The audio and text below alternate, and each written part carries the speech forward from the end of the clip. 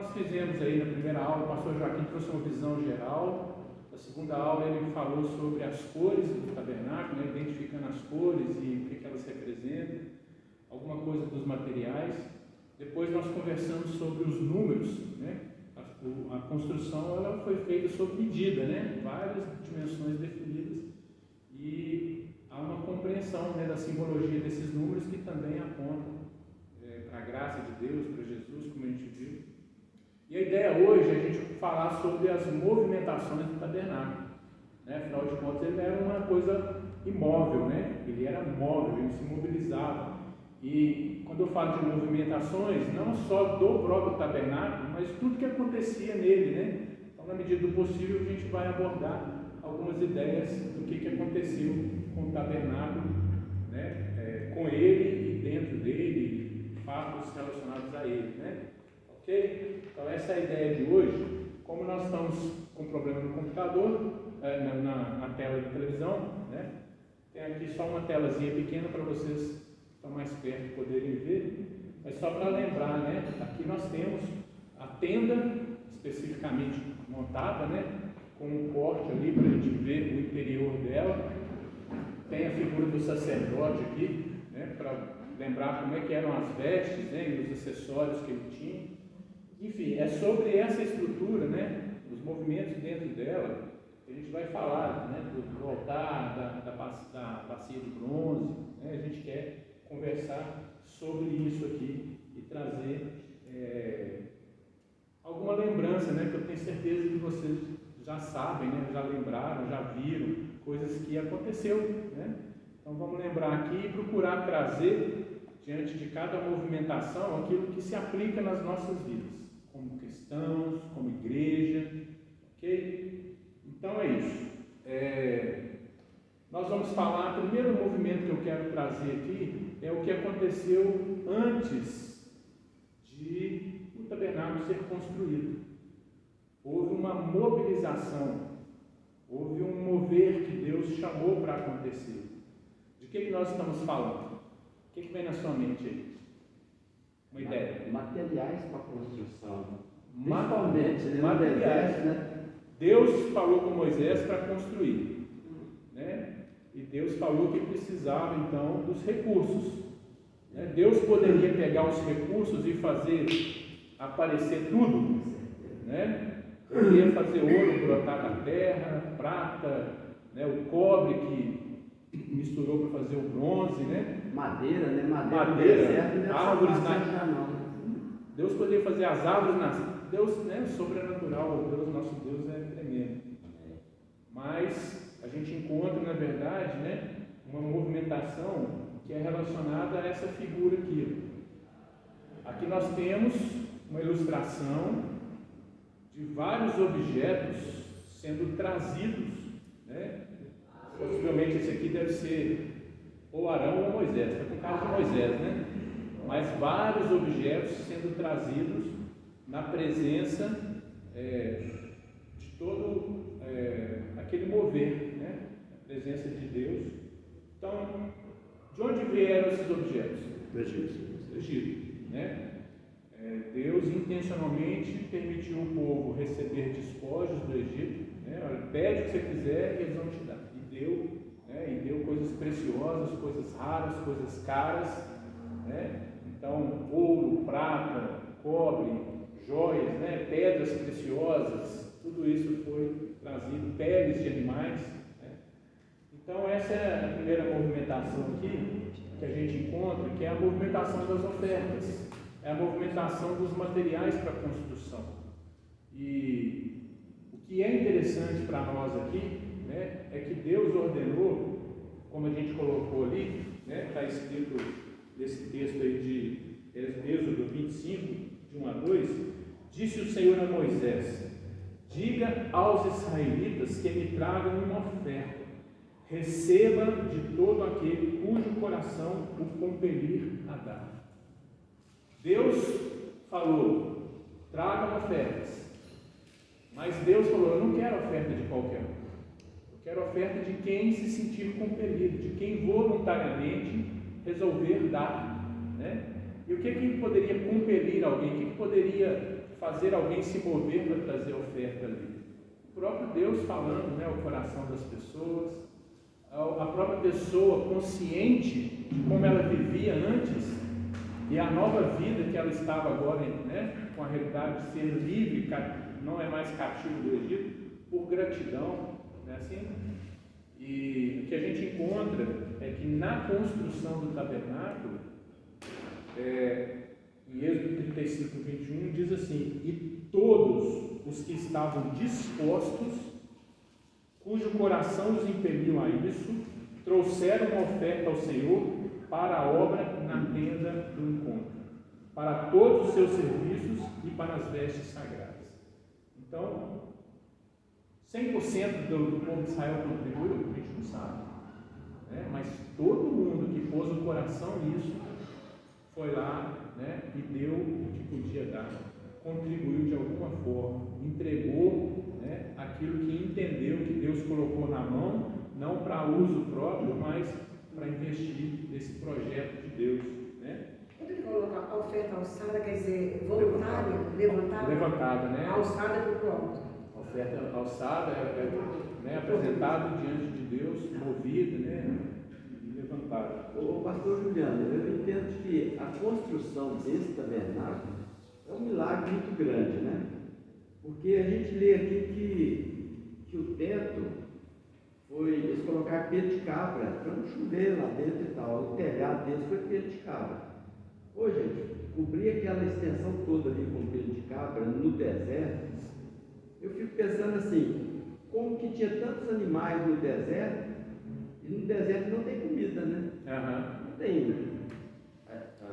Quem mexe com fazenda sabe que, às vezes no mês de agosto, aí, setembro, o pessoal passa apertado com pastagem para o gado. Eles estavam no deserto, a gente não tem vegetação. Né? Eu acho que Deus era tão misericordioso que ele estendeu o maná também para os animais, né? Porque senão os animais morriam de fome, né? É verdade. Tudo foi sobrenatural, né, gente? Desde a saída do Egito, desde a libertação do Egito, em todo o tempo da peregrinação no deserto.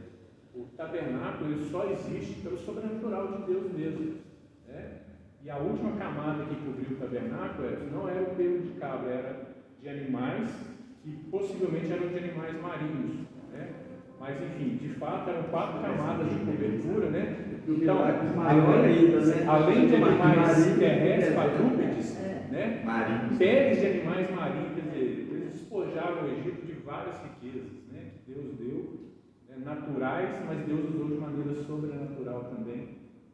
Com certeza Israel saiu do Egito também com seus rebanhos, né? Para sustentar esse rebanho não era só um milagre de Deus. E no Êxodo 36:2 tem um detalhe que fala assim, que estavam dispostos a vir realizar a obra. Então, além de ofertar, eram pessoas que puseram o coração como voluntárias para fazer a construção. Né? Qual que é para nós, né, a verdade que a gente traz para nós? Que o mesmo espírito daquela época é o que Deus espera de nós. Um coração voluntário, né, para servi-lo, para ser usado por Deus com os nossos recursos para a obra que Ele está fazendo nos dias de hoje, né, que não é mais um tabernáculo físico, mas é o que? A igreja viva e avivada do Senhor. Né? Então, nós temos esse compromisso, ou essa consciência que a gente precisa ter de que Deus quer de nós um coração disposto e disponível, voluntário, né? Voluntarioso para fazer aquilo que Deus quer fazer. Então cabe a nós estarmos sensíveis, né, ao chamado de Deus, ao que o Espírito Santo está falando para um tempo como esse, por exemplo, né? Porque o mesmo Deus que poderia fazer todo o recurso cair do céu para aquele povo é o mesmo Deus que poderia fazer hoje todo o recurso que a igreja precisa vir, mas Ele quer que a gente participe, né, graciosamente disso. E esse mesmo coração de estar disposto para vir realizar a obra é o que Deus espera de cada cristão, de cada crente. Né? Deus não chamou ninguém para ser um consumidor de igreja, um consumidor de culto, consumidor de cursos de Bíblia. Não, Deus chamou para nos ativar no reino. Então isso é tremendo. E as palavras do apóstolo Paulo, aqui em Filipenses 2, eu destaquei ela aqui para a gente, Paulo escreveu dizendo o seguinte: seja a atitude de vocês a mesma de Cristo Jesus, que embora sendo Deus, não considerou que o ser igual a Deus era algo que devia pegar-se, mas esvaziou-se a si mesmo, vindo a ser servo, tornando-se semelhante aos homens. E sendo encontrado em forma humana, humilhou-se a si mesmo e foi obediente até a morte e morte de cruz. O padrão nosso é Jesus. E Paulo nos encoraja, né? Nós devemos ter a mesma atitude que houve em Cristo Jesus. Humilharmos quando for necessário humilharmos. Servirmos, termos um coração de servo. Sermos obedientes. Né? Então, nessa primeira movimentação que a gente está destacando aqui do tabernáculo, né? Quer dizer, nós precisamos estar disponíveis. Nós precisamos fazer parte desse projeto de Deus. Legal? Bom, falamos aqui desse início, né? Onde Deus separou os recursos. O segundo ponto que a gente tem aqui é a construção do tabernáculo. Agora é o seguinte: o tabernáculo vai ser construído. Já tem todo o material, já tem o povo disponível. Vamos construir o tabernáculo. A minha pergunta aqui agora é o seguinte: quanto tempo se levou para construir o tabernáculo? Quantos meses foram movimentados para construir o tabernáculo? Quem acha que é um ano? Quem acha que é menos? Quem acha que é mais? Quem não acha nada? Eu acho que cerca de menos de 9 um ano. meses, né? Foi mais ou menos uns 9 meses. 9 meses. Pastor, você quer falar? Não acho nada. Não acha nada? Eu falei que eu acho que é menos de um ano. Menos de um ano.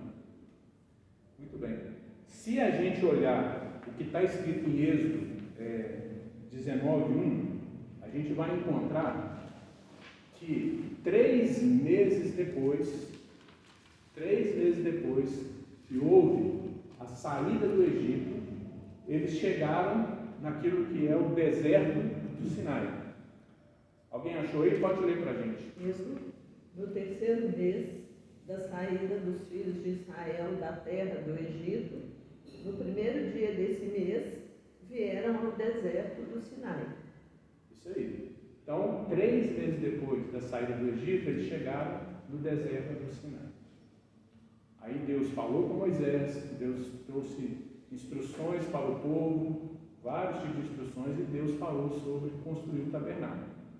E aí a gente tem agora uma outra referência, que é Números, capítulo 10, verso 11, onde a gente encontra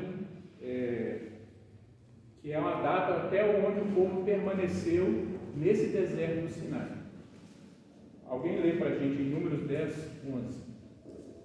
E aconteceu no ano segundo, no segundo mês, ao 20 do mês, que a nuvem se alçou de sobre o tabernáculo da congregação.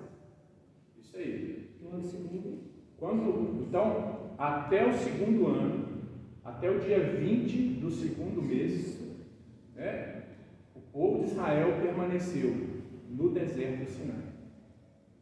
Foram 40 anos de peregrinação? Foram. Mas, depois que saiu do Egito, eles ficaram um tempo específico ali no deserto do Sinai. E aí, vamos ler agora o Êxodo 40, verso 2.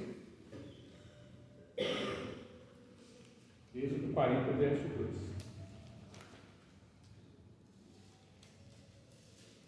Quem achou? Pode ler. Primeiro mês, no primeiro dia do mês, levantarás o tabernáculo da tenda da congregação. Exatamente. No primeiro dia do primeiro mês do segundo ano, vai ser levantado, erguido, ou seja, monta tudo agora, né? Encaixa todas as peças e o tabernáculo se concretiza ali. Ok? Então, em um dia, eles montaram o tabernáculo, né? O dia inteiro, encaixando as peças, colocando os materiais nos devidos lugares. Então, no primeiro dia, ele foi montado.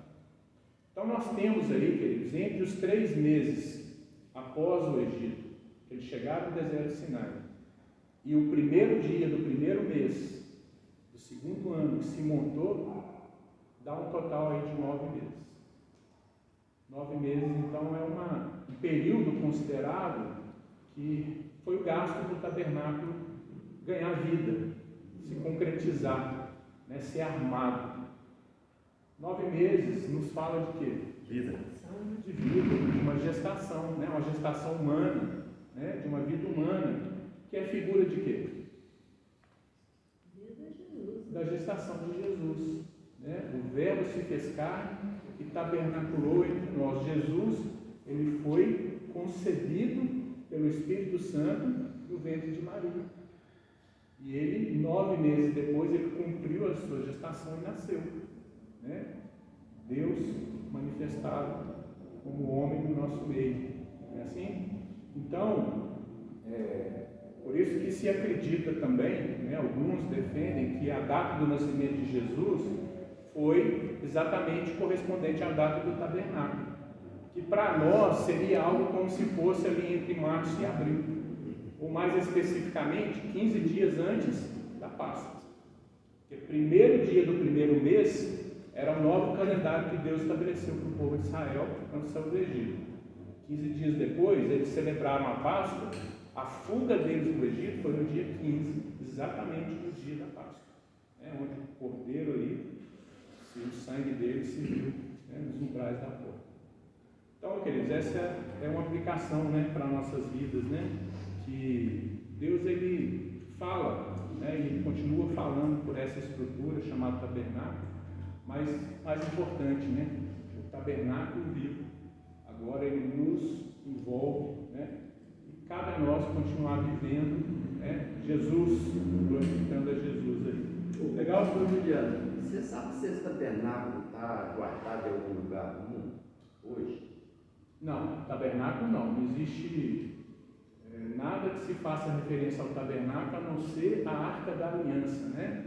Que ela foi vista por João nos céus, mas a gente não sabe se o que ele viu lá é a original, porque Deus falou, faça tudo conforme o modelo que eu te mostrei dos céus, ou se de alguma forma Deus recolheu a arca que foi feita aqui, né, e guardou ela, e que ninguém acha até hoje. Né? Ok? Um outro movimento que eu quero destacar aqui tem a ver com duas pessoas que foram usadas por Deus para dirigir os trabalhos de composição, de fabricação, né, de todo o tabernáculo. De quem que nós estamos falando? Aldeado. Como é que chama? Aldeado, né? A Oliabe e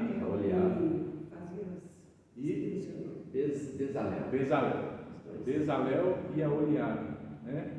Nós encontramos isso lá em Êxodo 31, como essas pessoas foram ungidas, né? Como diz hoje, capacitadas por Deus. Com certeza elas já tinham os seus dons, né? Talentos, capacidades que eles desenvolveram nas suas vidas, mas o diferencial ali foi o Espírito Santo, né? Que veio sobre eles, né? Fazendo com que eles fossem artífices, ou melhor, eles fossem os mestres artesãos para essa obra, né?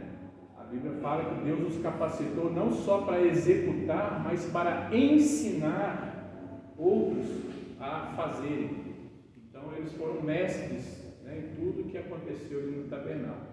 Eles seriam como se fosse hoje talvez o engenheiro e o arquiteto, né? Não sei, uma dupla assim muito bem feita para coordenar tudo e que entendia de tudo, né? Que não tinha problema, que não tinha solução ali, porque Deus estava trazendo toda, né, criatividade, imaginação e competência técnica ali.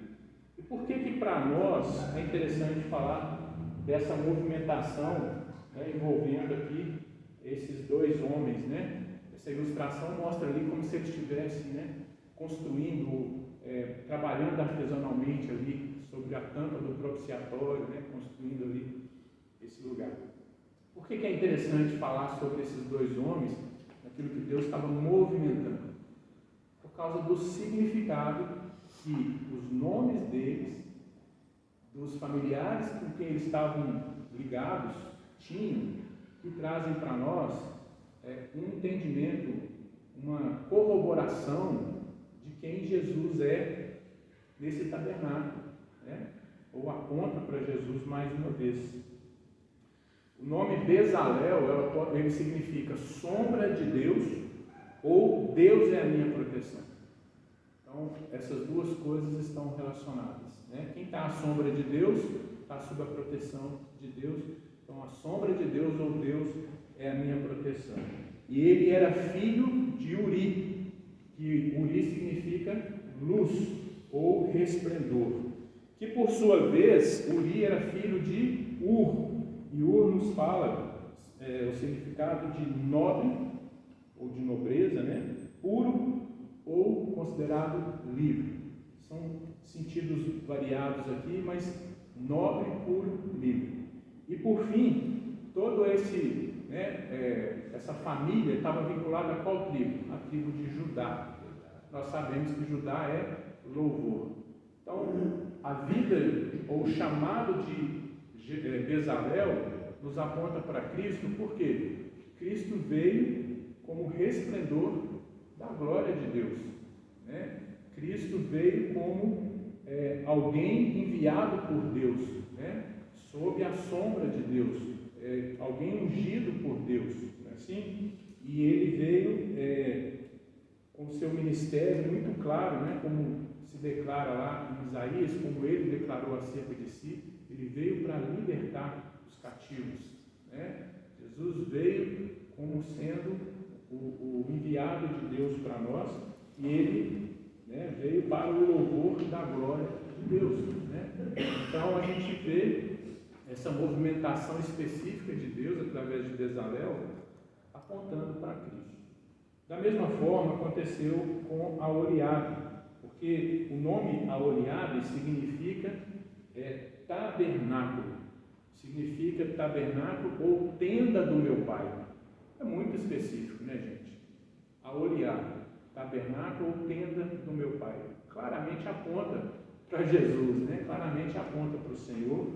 E o Aholiabe, ele era filho de Aizamaque. E Aizamaque significa aquele que auxilia ou aquele que apoia. E eles eram da tribo de Dan. Alguém sabe o que significa Dan? Dan significa juiz. Então, aqui nós temos uma outra característica, né, de nomes apontando para Jesus, no sentido de que Jesus ele veio, né, para fazer essa obra do Pai, né, o tabernáculo. Tudo que Jesus fez foi para o Pai, em nome do Pai, né? Ele veio como servo, ele glorificava o Pai em tudo que ele fazia, né? Então ele se tornou um tabernáculo que resplandecia plenamente quem Deus é o caráter do Pai. E assim como Jesus ele veio, né, e ele foi um auxiliar do Pai, Jesus também trouxe para a gente um outro auxiliar do mesmo tipo, da mesma espécie, que é o Espírito Santo, né? Então, a obra de Deus ali no tabernáculo foi feita pelo auxílio do Espírito Santo, que ungiu, que capacitou. A obra de Deus em nós, a obra de Deus na igreja, a obra de Deus que Cristo fez, ele, né, veio como auxiliar e nos deixou auxiliados pelo Espírito Santo, né? E quem é que nos convence do pecado, da justiça e do juízo? O Espírito Santo, né? Essa obra de Deus. Então, tudo isso é um movimento que eu achei interessante destacar, que destaca aí, né, esses dois homens, mas apontando para o Senhor. Legal? O que mais nós podemos falar aqui? Nós temos aqui algo relacionado à disposição dos objetos, dos utensílios, dos móveis ali no tabernáculo. Vocês lembram que o tabernáculo tinha pátio, né, central, o pátio que limitava todo ele, com o altar do sacrifício lá de fora, um altar de bronze. Entre o altar e a entrada da tenda, a bacia de bronze. E dentro do Santo dos Santos, nós tínhamos três coisas. Vamos ver se vocês estão afiados aí. A mesa dos pães da presença, o candelabro de ouro e o altar de ouro, que era para queimar o incenso. E havia uma ordem para disponibilizar esses itens de maneira muito específica. Do lado norte ficava a mesa dos pães da presença. Do lado sul, o candelabro. Do lado ocidental, que o tabernáculo sempre apontava para o leste. Do lado ocidental ficava entre os dois, mas mais perto do véu que dava acesso ao Santo dos Santos, ficava o altar de ouro. E do altar de ouro para dentro, no mesmo rumo, ficava a Arca da Aliança. Seis itens, eram os 6 itens principais de móveis, de mobílias, né? Assim que a gente vê relacionado, disponibilizado ali no tabernáculo. Okay? O que a gente encontra na figura dessas 6 mobílias, na figura da disposição desses itens no tabernáculo? Alguém? Uma cruz. Oi? Uma cruz. Uma cruz, exatamente. Isso é algo que não é só imaginação, né? Mas é algo que realmente nos chama a atenção. O desenho aqui, claro, está pequeno para vocês, mas essa estrutura aqui, né, é como se fosse uma única peça. Imagina uma linha reta aqui assim, onde estava tudo alinhado. Da entrada do tabernáculo, passando pelo altar do sacrifício, pela bacia de bronze, passando pelo altar de ouro ali onde se queimava incenso e chegando na arca, tudo alinhado. E nas laterais do Santo dos Santos, os 2 itens, né, o candelabro e a mesa dos pães. Então aqui a gente vê exatamente a projeção do madeiro, né? O madeiro onde Cristo foi pendurado, feito maldição no nosso lugar. E tem uma outra ilustração que é mais interessante, que é essa aqui. A entrada do tabernáculo ficava para o leste. O leste é onde o sol nasce.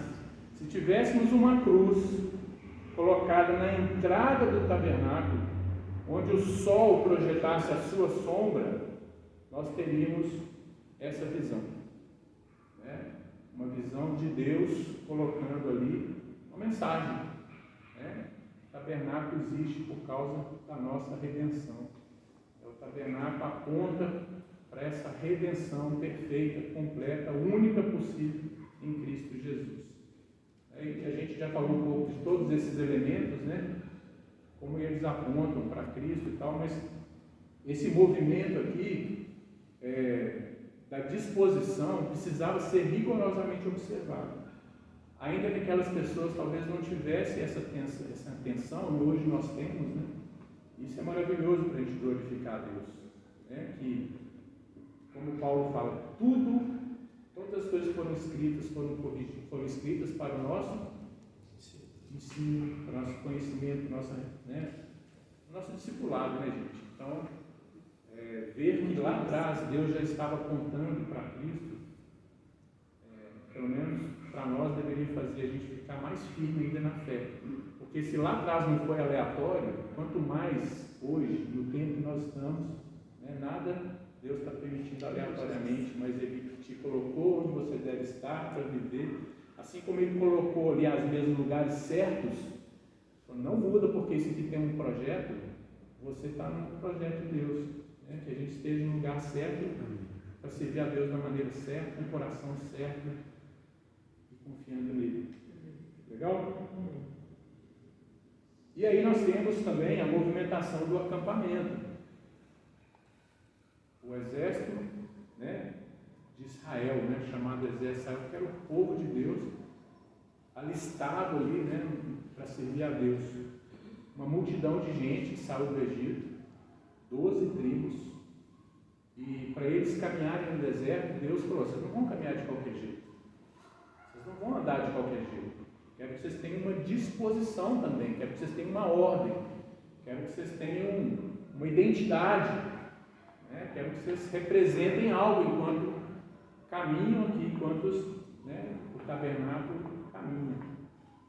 A primeira coisa que Deus fala, né, toda essa disposição do acampamento, a gente encontra ela descrita lá em Números capítulo 2. Lá a gente tem os detalhes. Deus mandou fazer um censo para contar quantos indivíduos, se não me engano acima de 20 anos, tinha em cada tribo. Das 12 tribos, quanto tinha em cada uma? E Deus fala também sobre o local que a tenda, né, o tabernáculo deveria estar, que era no meio de todo o acampamento. Então, no meio de todo o acampamento era o centro de tudo, a vida central, a vida, né, de tudo que o acampamento deveria pensar, viver, ser direcionado, estava ligado a essa vida, esse mover ao que o tabernáculo ali, né, representava, que era a presença de Deus, correto? Então, Números 2:17, alguém pode ler para a gente? Quem quer participar e ler para a gente?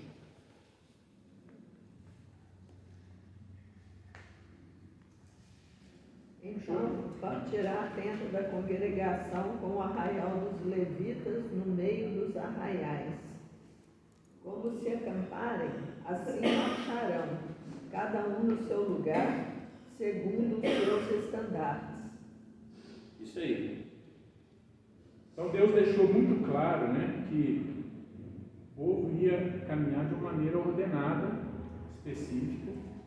E quando você lê Números, Deus colocou como é que seriam os agrupamentos de cada lado do tabernáculo. E ele colocou que esses agrupamentos deveriam se mover com o tabernáculo no meio e em função desse tabernáculo. E o que é interessante a gente ver isso aqui? É que do lado leste a gente falou, a entrada do tabernáculo. Ali ficava um agrupamento de 3 grupos. Né? Na verdade, cada grupo eram 4 grupos de 3, dá 12, né? 12 tribos. As outras, a tribo dos levitas ficavam praticamente junto ali do tabernáculo, né? Junto, quando acampava, ficava próximo ali, ao redor dele, mais próximo, porque eles eram os levitas, né? Responsáveis por servir toda a estrutura do tabernáculo, fazer tudo, né? Então, esse grupo leste era formado pelas tribos de Judá, de Issacar e Zebulon. E quem é que liderava esse grupo, então? A tribo de Judá. Judá era o representante desse grupo. Depois nós temos, do lado oeste, que é o contrário, né? Nós temos as tribos de Efraim, Manassés e Benjamim. Então, mais 3 grupos que Efraim liderava, representando ali, né? E nós tínhamos do lado norte as tribos de Dan, Azer e Naftali. E por outro lado, o lado sul, as tribos de Ruben, Simeão e Gade. Okay? Então, a gente tem essa realidade aqui, né? A ideia de uma cruz também. O acampamento, quando eles estavam definidos, né? Olha, a nuvem parou, nós vamos estabelecer o tabernáculo aqui. Deus colocou do lado norte só fica tais tribos, do lado sul, né? E eles tinham uma quantidade de gente que o maior número de pessoas de fato eram os que faziam parte do grupo da tribo de Judá, né? Junto com as outras tribos dele aqui. O menor grupo de gente ficava em cima, na região oeste. E os laterais aqui eram praticamente o mesmo número de pessoas. Então, queridos, isso aqui é uma forma de ver o acampamento. Né? Deus estabeleceu intencionalmente a ideia de um povo organizado, né? Mas que se nós estivéssemos sobrevoando lá, possivelmente a gente veria, não vou falar uma cruz perfeita, mas a gente veria um acampamento que tem uma ordem que lembraria também a ideia, né, da cruz ali nesse sentido. O que é interessante também aqui nessa ideia, né? Essa é uma outra forma de ver o acampamento ali, né? Direção oeste. Existe uma enciclopédia judaica que ela registra que cada grupo ali tinha uma bandeira específica. E a Bíblia diz lá em Números 2,17, a gente leu, né? Que cada um no seu lugar se movendo com a sua bandeira, né? Então havia uma bandeira para o grupo de Judá, uma bandeira para o grupo ali de Dan, uma bandeira para o grupo de Efraim, uma bandeira para o grupo de Ruben. E essa enciclopédia diz que essas bandeiras eram exatamente aqueles 4 animais da visão de Ezequiel e da visão de Apocalipse que João teve. Né? O leão da tribo de Judá, era o estandarte da tribo de Judá, daquele grupo, o leão, região oeste. Para o pessoal da tribo oeste, né, a tribo de Efraim, era o boi, né, a figura do boi. Depois, para o lado norte, a figura da águia. Né, e para o lado leste, a gente tinha, para o lado sul, a gente tinha a figura do homem no seu estandarte. Então, isso a fonte é uma enciclopédia judaica, né, uma enciclopédia antiga, se segundo a tradição rabínica era assim. O fato é, queridos, que toda essa visão sobrenatural de João, a visão de Ezequiel, tudo aponta para Jesus. Né? Isso é simbólico, e tudo está demonstrando exatamente quem Jesus é, né? Na sua identificação como homem, na sua vinda dos céus, no seu papel de se colocar como servo, né? O rei que vem servir, né? Mas ao mesmo tempo um cordeiro, que é o leão da tribo de Judá. Legal? Então é interessante a gente ver, né, essa mobilização que Deus fez no acampamento, comunicando, né, essa verdade a respeito de Jesus. Havia uma outra coisa que aconteceu ali, que é relacionada ao fogo de Deus, né, o fogo divino. O tabernáculo, ele foi erguido, a gente falou aqui, no dia 1º do primeiro mês do segundo ano. Então, 9 meses depois ele foi erguido. E quando ele foi erguido, Deus falou para Moisés estabelecer o quê? Uma consagração. E essa consagração envolvia derramar azeite, né, em lugares específicos, nas vestes sacerdotais, na cabeça dos sacerdotes, envolvia aspergir sangue do animal, né, oferecido em oferta de comunhão, oferta pela culpa. Cada item ali foi aspergido, foi derramado sangue, né, e orações de consagração a Deus, né, nesse ambiente ali. O que aconteceu de extraordinário nesse episódio da consagração ali? Alguém lembra? Uma coisa extraordinária relacionada a esse fogo divino. Vamos ler Levítico, capítulo 9, verso 24. Alguém que possa ler, por favor? Levítico 9, 24.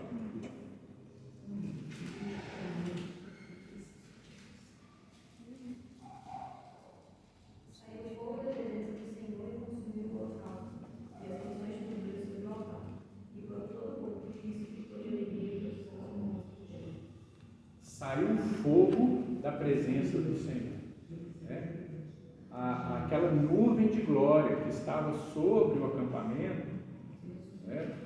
Ela, possivelmente aqui, não sei que horário que era isso, né? Mas de qualquer forma, assim, fogo veio da presença de Deus e caiu no altar de bronze, onde já havia ali ofertas sendo apresentadas, né? Animais foram sacrificados. Mas o fogo de Deus veio, né? Fogo na Bíblia, fogo, ele tem a ideia do juízo, né? Tem a ideia de Deus exercendo o seu juízo. E o altar de bronze era um altar que representava esse juízo, né? Onde o sacrifício era oferecido para se fazer justiça, né? Que favorecesse a nós, favorecesse a quem se aproximava daquele altar pela sua confiança na justiça de Deus. Mas o fogo sobrenaturalmente veio ali. E a ordem de Deus é que uma vez que o altar fosse aceso, o altar de bronze, aquele fogo nunca deveria se apagar. Nunca deveria se apagar. Então era o papel dos sacerdotes ali, dos levitas, né, manterem esse fogo aceso, até quando era tudo transportado. Eles tinham que recolher, né, o altar, carregá-lo e mantê-lo com aquelas brasas ali ainda acesas, né? Então, um trabalho aí de especialista, né? Um compromisso de não deixar o fogo de Deus apagar. E considera-se que depois que o fogo do altar, né, esse fogo de Deus caiu no altar, que esse fogo foi, de fato, o fogo usado pelos levitas e pelos sacerdotes, pelos sumos sacerdotes, para acender as lâmpadas da menorá e para acender também o altar de ouro. Isso não está na Bíblia, gente. Não está na Bíblia. Você não vai achar na Bíblia assim, Arão pegou o fogo do altar e acendeu o candelabro. Não. Mas existe uma tradição, existe um entendimento, uma tradição rabínica, inclusive, de que esse foi o procedimento. Como se registrava muitas coisas de maneira oral, né? Muitas coisas, pode ser que seja verdade. Seria até lindo mesmo, né? Que fosse, né? Porque isso também nos remete a pensar que a igreja não é obra humana, né? Nada aqui nasceu por vontade humana. É fogo de Deus, mas não só do juízo, mas da presença do Espírito Santo, né? Que veio sobre a igreja. Não foi no Pentecostes que línguas como de fogo vieram sobre os discípulos, aqueles 120 discípulos ali? Não foi ali que houve um empoderamento daquelas pessoas de tal forma que elas se tornaram verdadeiras testemunhas? Jesus disse: não saiam de Jerusalém até que do alto sejais revestidos de poder.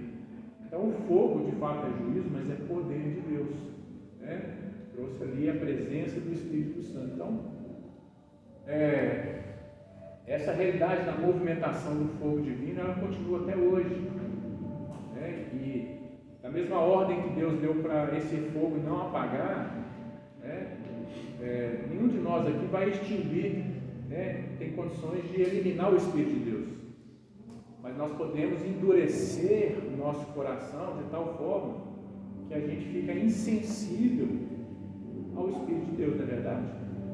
A gente pode não achar o lugar de arrependimento se a gente realmente endurecer o nosso coração, né? E Deus quer que a gente o quê?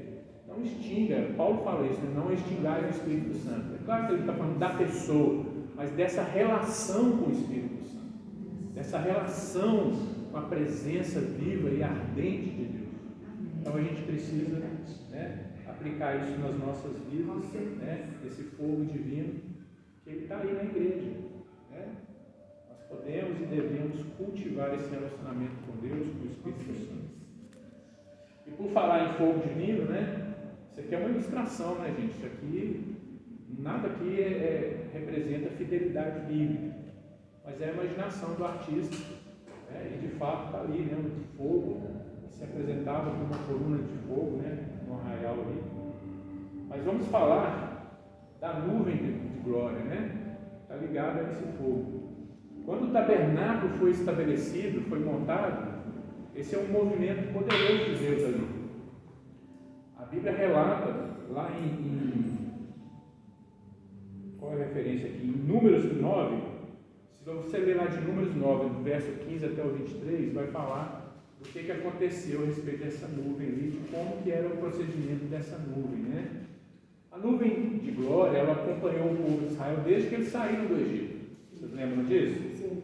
Ela veio uma nuvem, e quando o faraó estava para ameaçar ali, atacar o exército, ela cercou, né? Ela virou uma barreira de fogo ali e impediu o faraó de avançar, até que o povo de Israel terminasse de atravessar o mar. Aí a nuvem se levantou, né?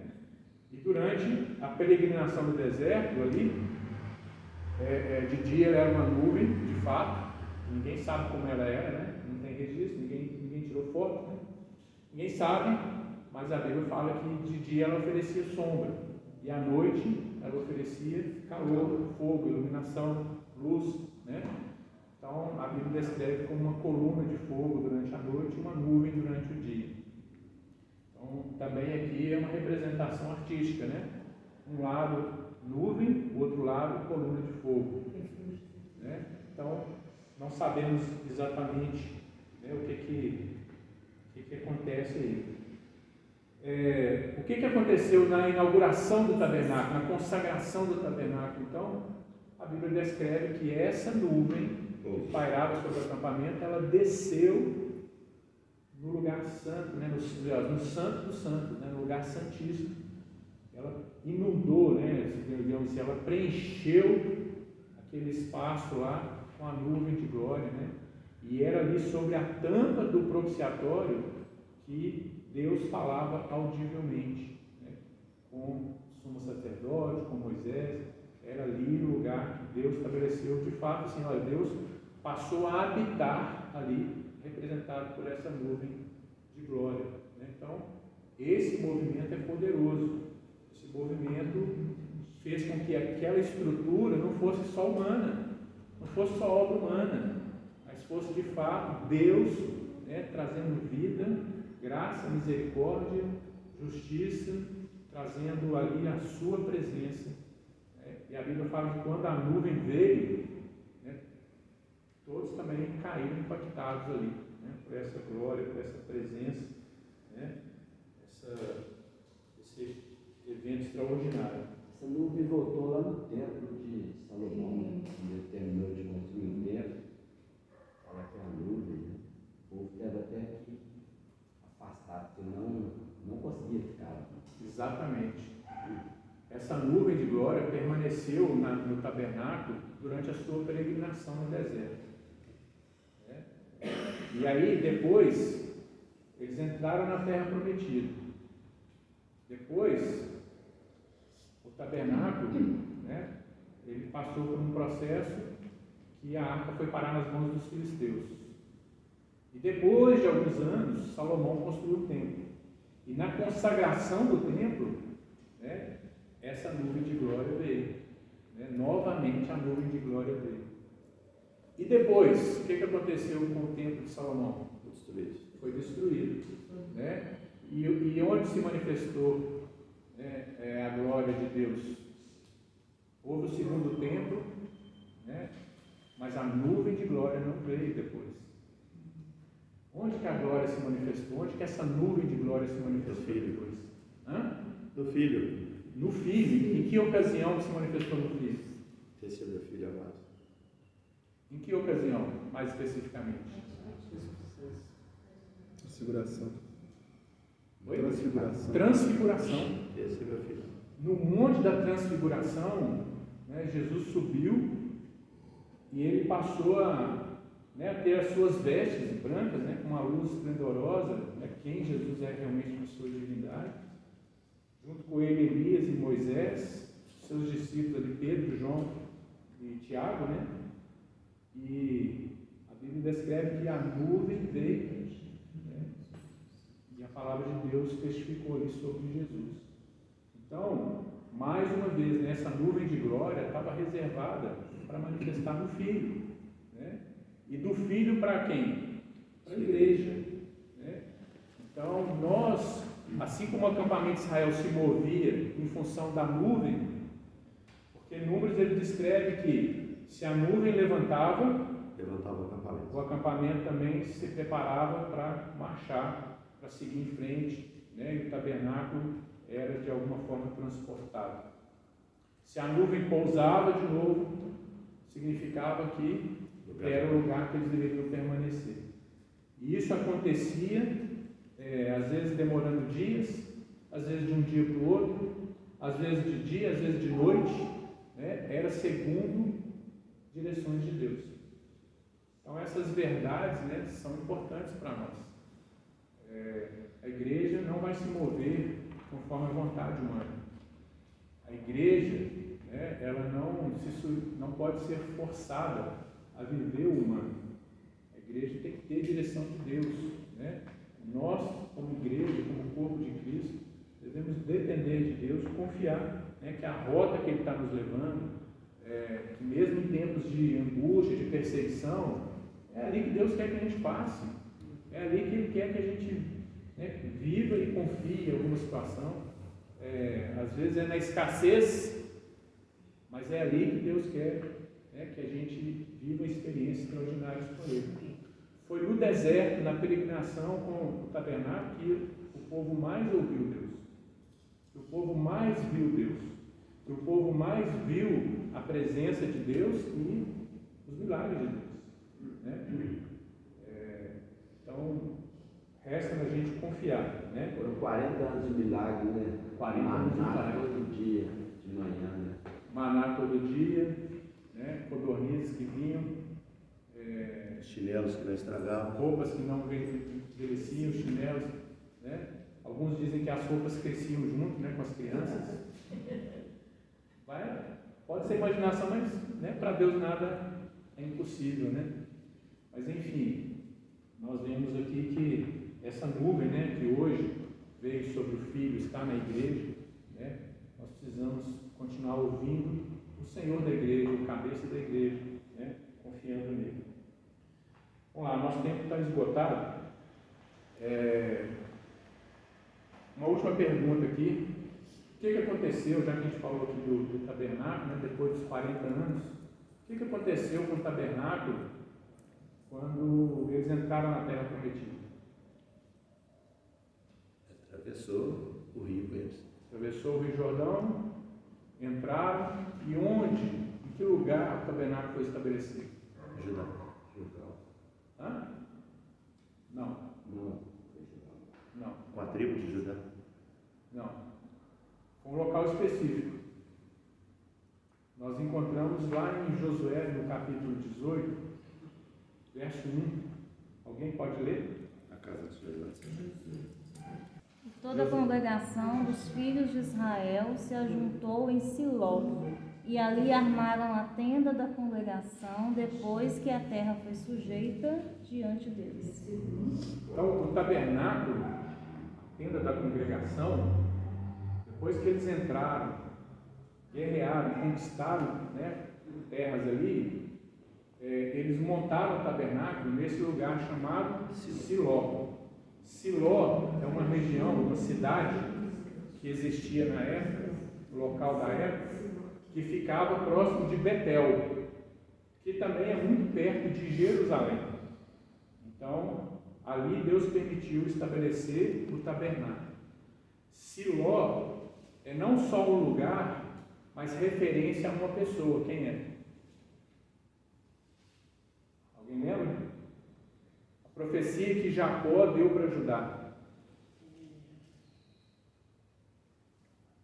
Jacó, quando estava abençoando os seus filhos, ele virou para Judá, abençoou Judá e disse para Judá: o cetro não se afastará de ti até que venha Siló. Siló tem o sentido de descanso, mas também é uma raiz de uma palavra que significa paz, né?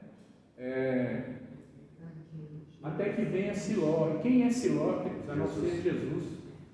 O cetro de autoridade, o leão da tribo de Judá, é que de fato tem o cetro de autoridade. Toda a autoridade foi dada a ele nos céus e na terra. E Siló, o tabernáculo na terra prometida, foi armado em Siló, profeticamente, mais uma vez apontando para Jesus. E Siló já veio, graças a Deus. Siló já veio, Siló reina. Jesus reina, Jesus é poderoso, Jesus é soberano, né? E se as nossas vidas estão nas mãos dele, né, pode destruir esse tabernáculo que nós temos, um tabernáculo celestial, nós temos uma vida com Deus. E quando esse tabernáculo que Josué montou ali com o povo, né, foi montado ali, aí veio o período do sumo sacerdote Eli, que foi um mau sacerdote, né, um mau sumo sacerdote. Seus filhos foram completamente ímpios, e por causa das impiedades do povo de Israel, os filisteus venceram e conquistou, né? E daí se destruiu o tabernáculo e os filisteus ficaram com a arca.